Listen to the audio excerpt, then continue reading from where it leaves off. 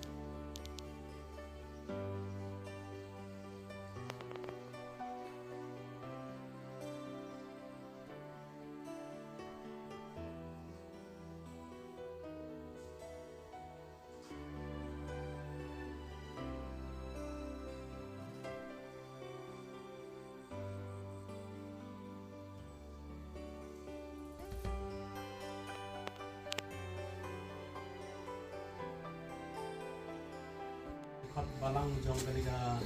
kenon balang hal ni ha kut badan iyo yang madi internet kom juru iyo kaliga live babangin play mentah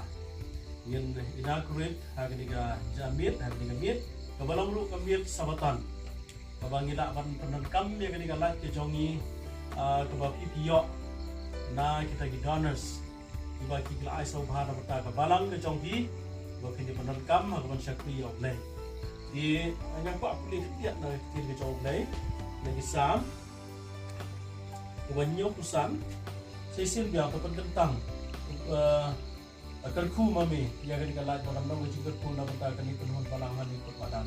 hal kata yang jauh cisu dua ini pan amen yang kini kepor dan play kini kalau berpinyo ya kecing sakri tabak hamha hal kecing sakri berjam sim jauhi jauh lagi.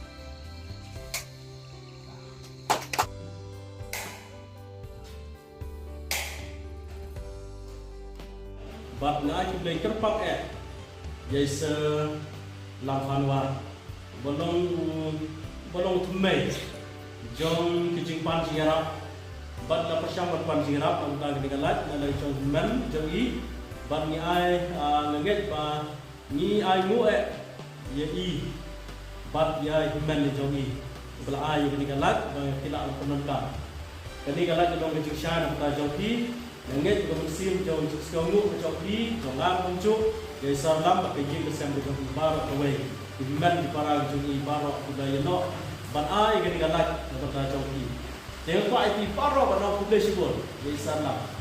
populasi pun salam pada dan lalu populasi